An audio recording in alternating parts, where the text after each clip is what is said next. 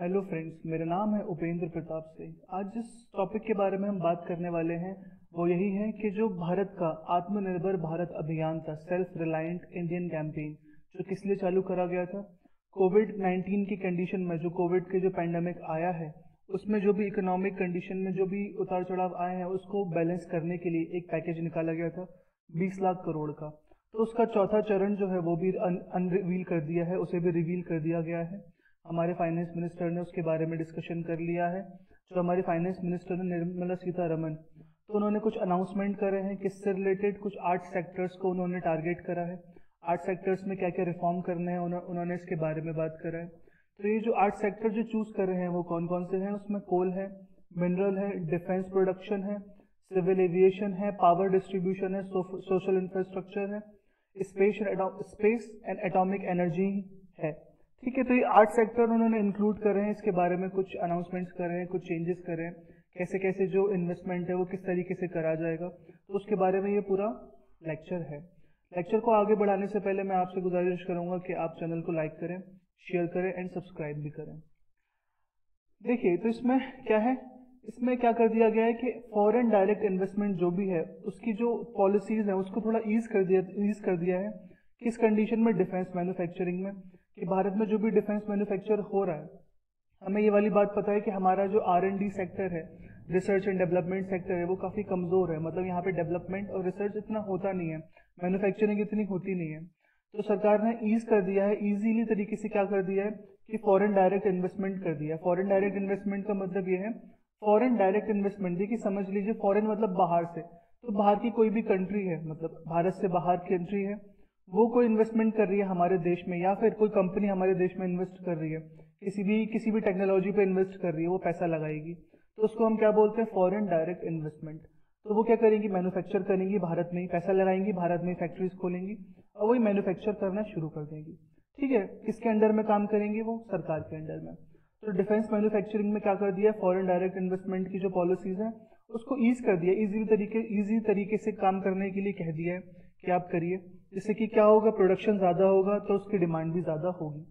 Privatisation of 6 more airports, 6 और बाकी के एयरपोर्ट जो पहले भी कुछ एयरपोर्ट्स प्राइवेटाइज कर दिए थे, 6 और एयरपोर्ट को प्राइवेटाइज करने की बात करी गई है। इसमें प्राइवेटाइजेशन करने की बात करी गई है, जिसमें क्या होगा कि कोई भी इन्वेस्टर्स है या कोई भी बिजनेसमैन है, वो इन्वेस्ट करेगा किसमें, एयरपोर्ट्स में, भारतीय एयरपोर्ट्स में। ठीक है, opening up of more air space and allowing private sector in commercial coal mining.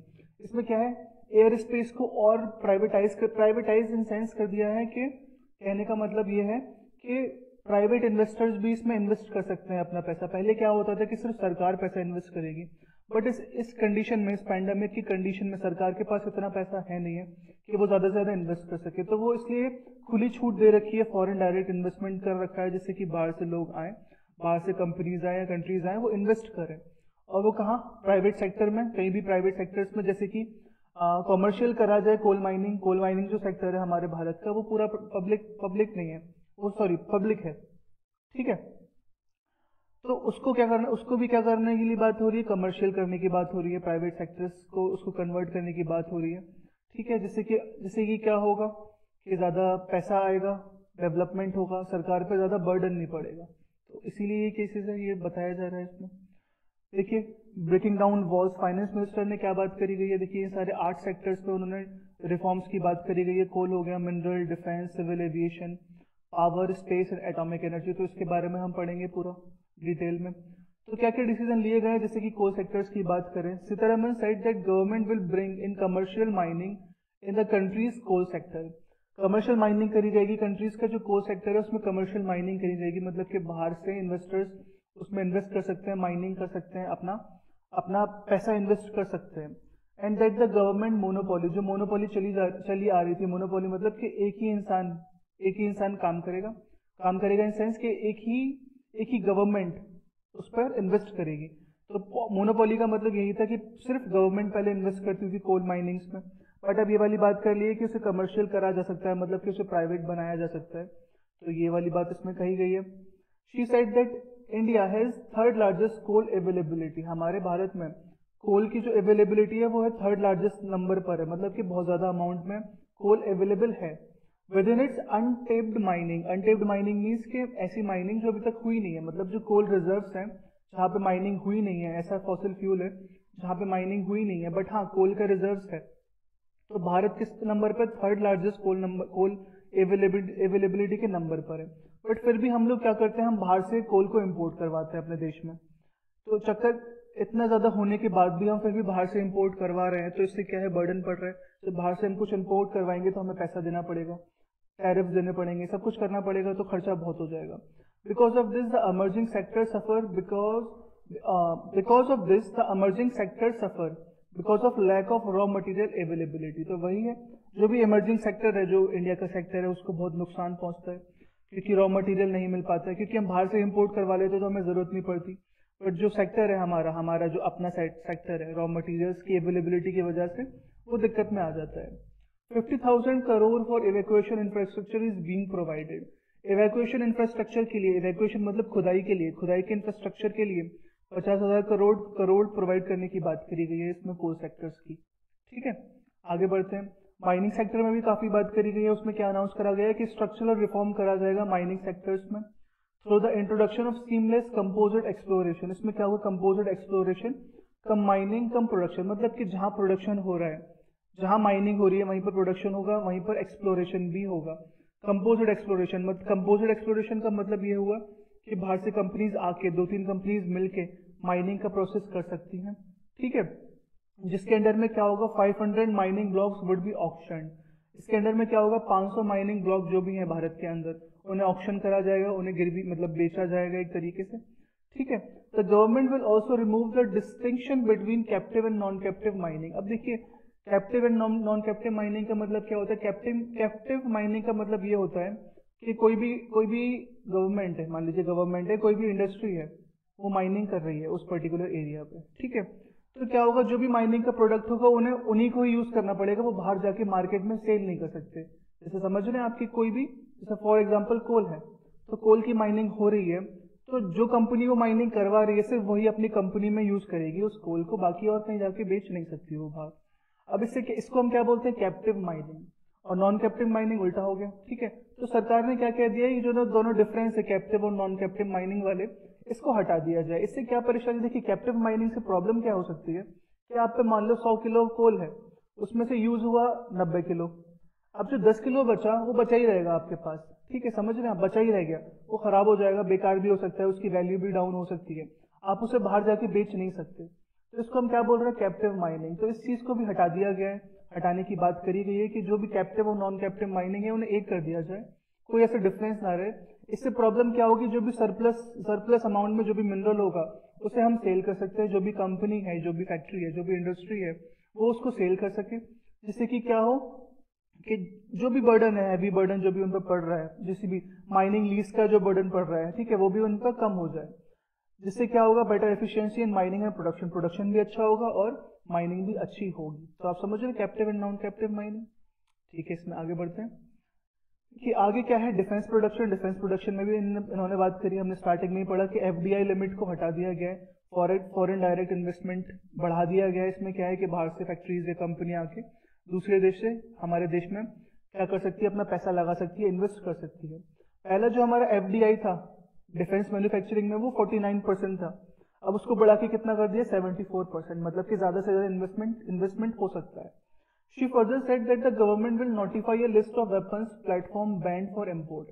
अब कुछ ऐसे वेपन्स हैं या प्लेटफॉर्म्स है, कुछ चीजें हैं, मतलब स्पेस से रिलेटेड या डिफेंस से रिलेटेड कोई भी चीजें हैं, वेपन्स हैं, वो हम बाहर से इंपोर्ट करवाते हैं, तो सरकार ने उनको भी बैन कर दिया है कि हम बाहर से इंपोर्ट नहीं करवाएंगे, क्योंकि बाहर से इंपोर्ट करवाने का चक्कर वही है, बाहर से इंपोर्ट करवाएंगे तो हमें उसका टैरिफ भी देना पड़ेगा, टैरिफ बैरियर्स भी देने पड़ेंगे, और बहुत सारे चार्ज होते हैं, सरप्लस चार्जेस होते हैं, वो देने पड़ते हैं, खर्चा बहुत हो जाता है, तो उसको भी बैन कर दिया। उसमें सरकार ने यही कहा है कि अपने घर ही बनाओ, मतलब अपने देश में ही बनाओ, फॉरेन डायरेक्ट इन्वेस्टमेंट करो, बाहर से लोग आए इन्वेस्ट करें और यहीं पर ही बनाए, जिससे क्या होगा, और जो परचेज होगी वो भारत में ही हो, जो भी ये वेपन है जो हम बाहर से इंपोर्ट करवा रहे थे, वो हम अपने भारत में ही बनाए और हम यूज करें उसको। Sitharaman also said that a separate budget provisioning will be done for domestic capital procurement. वही कि डोमेस्टिक प्रोडक्शन के लिए, डोमेस्टिक कैपिटल प्रोक्योरमेंट के लिए सरकार ने अलग से बजट को बनाया जाए, जिससे कि हम एक बजट रहे हमारे पास, जैसे कि हम अपने ही देश में चीजों को बना सके, डेवलप कर सके। This she said will help in reducing the defence import bill. इससे क्या होगा, जो भी डिफेंस इम्पोर्ट बिल है, बाहर से चीजें हम आ रही हैं, उस पर जो बिल लग रहा है, जो चार्ज लग रहा है, जो कैपिटल लग रहा है, वो भी हमारा थोड़ा रिड्यूस हो जाए। ठीक है, आगे बढ़ते हैं। आगे बात करी गई सिविल एविएशन की। सिविल एविएशन माने के उड़ान, सिविल माने हम लोग कॉमन लोग उड़ते हैं, हम भारत से बाहर जाते हैं, घूमते हैं, फ्लाइट में जाते हैं। तो Sitharaman said that only 60% of India's air space is freely available. इसमें उन्होंने ये कहा गया है कि 60% जो इंडिया का एयर स्पेस है वो फ्रीली अवेलेबल है, मतलब कि सिर्फ 60% है, जिसमें क्या होता है कि हम जो लॉन्ग रूट की फ्लाइट हम ले सकते हैं, डेस्टिनेशन हमारी क्या होती है लॉन्ग रूट की, जिसमें ज्यादा से ज्यादा फ्यूल खर्च होता है, तो सिर्फ 60% ही ऐसा यूज होता है, ज्यादा यूज नहीं होता हमारे भारत में। The minister said that the restriction on the utilization of Indian airspace are going to be eased. अब जो भी restrictions लगे हुए हैं utilization of Indian airspace, जो भी इंडियन एयर स्पेस का यूटिलाइज करने का तरीका है, उस पर जो भी रिस्ट्रिक्शन लगे हुए हैं उसको भी हटा देने की बात करी गई है। So that the flying of civil aircraft become more efficient. जैसे कि जो भी सिविल एयरक्राफ्ट है, लोगों को उड़ना इन सेंस के एक जगह से दूसरी जगह जाना है, तो वो बहुत ईजी तरीके से हो जाए। ऐसा ना हो कि क्योंकि बहुत ही कम लोग ऐसा होता है जो फ्लाइट से मूव करते हैं एक जगह से दूसरी जगह पर या बाहर दूसरे देश में जाते हैं, तो उसको भी थोड़ा इजी तरीके से कराया जाए, जैसे कि जितना ज्यादा फ्लाइट उड़ेंगी, जितना ज्यादा लोग ट्रेवल करेंगे, उतना ज्यादा पैसा आएगा। According to the minister, this will bring in benefit of nearly 1000 crore per year. इससे ये क्या पता चलेगा, इससे ये है कि 1000 करोड़ का सालाना आपका प्रॉफिट बनेगा। ठीक है। Separately the finance minister said that 6 more airports are now up for auction under PPP, public private partnership model. देखिए, इसमें से छह एयरपोर्ट्स को और क्या करा जाएगा, प्राइवेटाइज करा जाएगा। प्राइवेटाइज का मतलब क्या होता है, इस मॉडल पे काम करेगा, इस मॉडल का नाम है पब्लिक प्राइवेट पार्टनरशिप। देखिए, आप इस डायग्राम की अगर बात करते हैं, इस डायग्राम को आप देखते हैं ढंग से, तो क्या है पब्लिक प्राइवेट पार्टनरशिप। पब्लिक माने सरकार, पब्लिक के लिए जो भी काम होता है वो सरकार करती है पब्लिक के बेनिफिट के लिए। प्राइवेट माने कोई भी इन्वेस्टर हो गया, कोई भी कंट्री हो गई वो।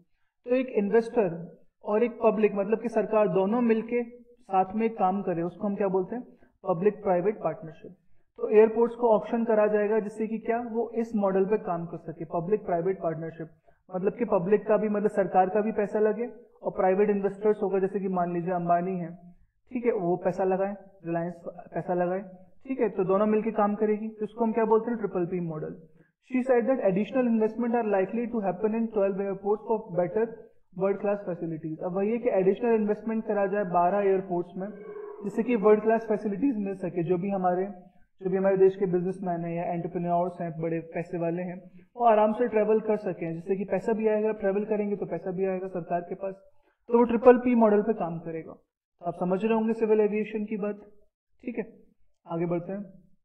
पावर डिस्ट्रीब्यूशन सेक्टर, जो भी पावर डिस्ट्रीब्यूशन सेक्टर है ना, पावर मतलब बिजली का डिस्ट्रीब्यूशन सेक्टर्स, कंपनीज है यूनियन टेरिटरीज में, उसको भी प्राइवेटाइज करने की बात करी जा रही है। जो भी टैरिफ बैरियर्स हैं, टैरिफ पॉलिसीज जो भी बनाई गई हैं एक देश से दूसरे देश। देखिए, टैरिफ बैरियर्स क्या होता है, एक देश से दूसरे देश में जब भी कुछ चीज ट्रांसफर होती है या आती है वहां से, तो उस पर एक चार्ज लगाया जाता है, जिसको हम बोलते हैं टैरिफ बैरियर्स। तो टैरिफ पॉलिसीज भी अनाउंस करी जाएंगी कुछ दिनों बाद में, जिसमें क्या है, कंज्यूमर राइट्स के बारे में बात करी जाएगी, और सस्टेनेबिलिटी ऑफ द सेक्टर, जो पावर सेक्टर है, पावर डिस्ट्रीब्यूशन सेक्टर है, उसकी भी सस्टेनेबिलिटी देखी जाएगी। सस्टेनेबिलिटी मतलब कि वो ढंग से अभी भी काम कर सके, और बाद में 10-20 साल बाद भी वो काम करते रहे, ऐसा ना हो कि वो ठप्प पड़ जाए या लॉस में चले जाए। तो इसलिए पब्लिक पावर डिस्ट्रीब्यूशन सेक्टर्स पर भी काम करा जाएगा, उसे प्राइवेटाइज करा जाएगा। बाकी बात आती है सोशल इंफ्रास्ट्रक्चर प्रोजेक्ट्स की। सोशल इंफ्रास्ट्रक्चर प्रोजेक्ट्स में क्या है, the finance minister said that government has made a provision of 8100 crore which will be through viability gap funding. देखिए, मिनिस्टर्स ने क्या, फाइनेंस मिनिस्टर्स ने क्या बात करी, फाइनेंस मिनिस्टर ने क्या बात करी है कि 8100 करोड़ का प्रोविजन है, उसमें क्या करा जाएगा, उसमें क्या इन्वेस्ट करा जाएगा, किस तरीके से इन्वेस्ट करा जाएगा, वायबिलिटी गैप फंडिंग करी जाएगी, थ्रू वायबिलिटी गैप फंडिंग। देखिए, वायबिलिटी गैप फंडिंग का मतलब क्या होता है, यहाँ देखिए, viability gap finance means a grant to support project that are economically justified but not financially viable. देखिए, क्या होता है कि कोई कंपनी खुली है ना, उसका आइडियाज बहुत अच्छा होता है, प्रॉफिटेबल होता है वो, बट क्या होता है, इन्वेस्ट करने के लिए पैसा नहीं होता उस पर, क्योंकि बड़े लेवल पर अगर आपको चीजों को बढ़ाना है, आगे तक लेके जाना है, तो इन्वेस्टमेंट बहुत जरूरी है, इकोनॉमी बहुत जरूरी है, कैपिटल बहुत जरूरी है। तो कैपिटल नहीं है, तो दिक्कत आ जाती है, उसका क्या होता है, उस पर एक स्टॉप लग जाता है, वो कंपनी आगे नहीं बढ़ पाती। तो वायबिलिटी गैप फाइनेंस का मतलब क्या है, गैप फंडिंग का मतलब यही है कि पैसा दिया जाएगा, ग्रांट दिया जाएगा ऐसी कंपनीज को जो इकोनॉमिकली जस्टिफाइड है। इकोनॉमिकली जस्टिफाइड मतलब कि उनकी औकात अच्छी है, प्रॉफिटेबल है वो, but not financially viable. But वो फाइनेंशियली वायबल नहीं है, मतलब पैसे से वो बहुत ज्यादा कमजोर है, लाचार है। तो समझ रहे, पैसा नहीं है बट, तो वही तो काम है, सरकार पैसा देगी और उस कंपनीज को आगे बढ़ने में मदद करेगी। जब कंपनी आगे बढ़ेगी भारत के अंदर तो वो मुनाफा कमाएगी, और मुनाफा वो किसका होगा, कंपनी का, और उसके साथ साथ कंपनी टैक्स देगी तो वो किसका होगा, देश का, मतलब भारत का। In most project supported by centre state statutory bodies 20% is given as VGF। जो वायबिलिटी गैप फाइनेंस जो है, फंडिंग है, उसका 20% ही दिया जाता है सेंटर और स्टेट या फिर कोई भी स्टैट्यूटरी बॉडीज के द्वारा। बट अब क्या कह दिया गया है कि अब 30% दिया जाएगा, 10% का क्वांटम बढ़ा के 30% वायबिलिटी गैप फंडिंग करी जाएगी, मतलब कि सरकार फंडिंग देगा जिससे कि कंपनी आगे बढ़ सके। समझ रहे हैं आप ये वाली बात? आपको अगर लेक्चर अच्छा लग रहा हो तो आप इसे जरूर शेयर करिएगा, लाइक जरूर करिएगा। स्पेस सेक्टर, स्पेस सेक्टर की बात करी गई, जैसे कि इसरो हमारा स्पेस सेक्टर है, बहुत ज्यादा रिमार्केबल वर्क करा है उसने इन काफी सालों में, काफी प्रोजेक्ट्स करे हैं। The government wants the private sector to be a participate. अब गवर्नमेंट यही चाह रहे हैं कि चीजों को प्राइवेटाइज करा जाए, क्योंकि पैसे की बहुत जरूरत है, सख्त जरूरत है, तो प्राइवेट सेक्टर्स, इसरो को भी क्या करा जाए, government wants the private sector to be participate in the country's space journey. तो जो भी स्पेस प्रोजेक्ट बनेंगे उसमें क्या है, प्राइवेट सेक्टर भी पैसा लगाया जाए। जैसे कि बाहर फॉरेन कंट्रीज में भी यही होता है कि प्राइवेट है, जैसे कि एलॉन मस्क है, स्पेस एक्स उनकी कंपनी है, तो वो प्राइवेट कंपनी है, प्राइवेट इंस्टीट्यूट है, सरकार का कोई हाथ नहीं है उसमें। तो वो भी बहुत सारे प्रोजेक्ट्स अपने डेवलप करती हैं, बनाती हैं, जिसका सरकार का, जिसमें क्या देश का ही फायदा होता है।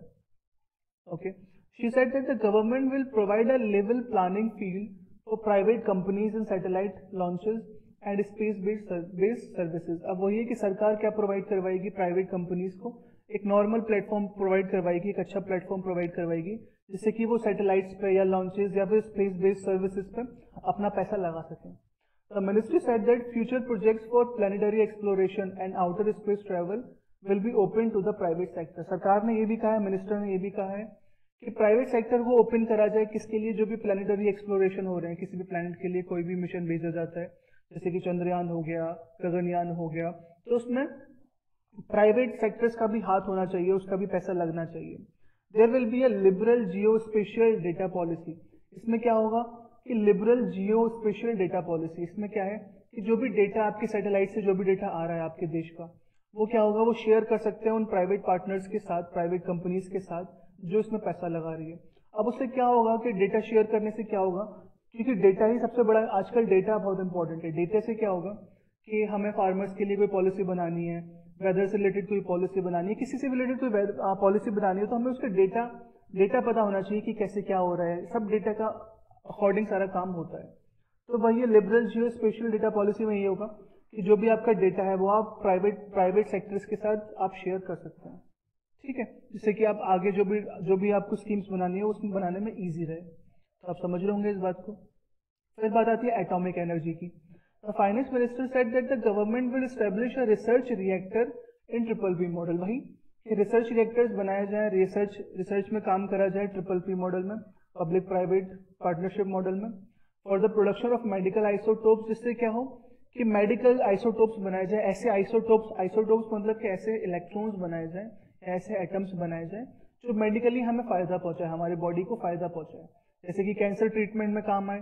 आप समझ रहे, कैंसर ट्रीटमेंट में रेज का काम, रेज बहुत इंपॉर्टेंट होती है, एक्स रेज बहुत इंपॉर्टेंट होती है, तो वो सब क्या एटॉमिक एनर्जीज हैं एक तरीके से। तो अफोर्डेबल ट्रीटमेंट करा जाए कैंसर्स के लिए, बाकी डिजीज के लिए, तो वो भी ईजी हो जाए। She also said that they will be establishing facilities under BBB mode to use irradiational technology for food preservation। अब उसमें भी ये वाली बात करी गई है कि BBB मॉडल के अनुसार क्या करा जाए, इरेडिएशन टेक्नोलॉजी। इरेडिएशन टेक्नोलॉजी क्या होता है कि हमें फूड को अगर प्रिजर्व करना है, फूड के बैक्टीरिया को बैक्टीरिया निकालने हैं, फूड कब प्रिजर्व होगा, जब उसमें बैक्टीरिया ना लगे। तो क्या होता है, जब हम किसी भी फूड से हम रेस को क्रॉस करवाते हैं तो उसके अंदर के जो बैक्टीरिया होते हैं वो मर जाते हैं, ठीक है। तो जो इसको हम क्या बोलते हैं, रेडिएशन टेक्नोलॉजी, जिससे कि फूड भी प्रिजर्व रहे। तो BBB मॉडल में काम करा जाएगा, एटॉमिक एनर्जी का यूज करके फार्मर्स के लिए या एग्रीकल्चर सेक्टर में हेल्प करी जाएगी। तो आप समझ रहे हैं इस बात को। तो पूरे 8 सेक्टर्स की बात करी गई है ढंग से कि कैसे कैसे काम करना है, किस तरीके से चेंजेस करे जाएंगे। ज़्यादातर आपने क्या ओवरऑल देखा होगा कि सब चीज़ों को ज़्यादातर क्या करा जा रहा है, प्राइवेटाइज करा जा रहा है, एफडीआईज को बढ़ाया जा रहा है, फॉरेन डायरेक्ट इन्वेस्टमेंट्स को बढ़ाया जा रहा है, जैसे कि इजीली सरकार पे, बस सिर्फ सरकार पे बर्डन ना रहे, क्योंकि सरकार पे अगर अभी बर्डन रहेगा इस पैंडेमिक के टाइम पे तो बहुत ही मुसीबत आ जाएगी, बहुत ही दिक्कत हो जाएगी। इसलिए क्या है कि बाहर से इन्वेस्टर्स आए, पैसा लगाएं और प्राइवेट करा जाए चीज़ों को थोड़ी ज़्यादा से ज़्यादा, जैसे कि बाहर से जो कंपनीज है या हमारी खुद की कंपनीज है वो पैसा लगाएं। अगर आपको लेक्चर अच्छा लगा हो तो ज़रूर आप लाइक करिएगा, शेयर ज़रूर करिएगा, सब्सक्राइब ज़रूर करिएगा। Thank you so much.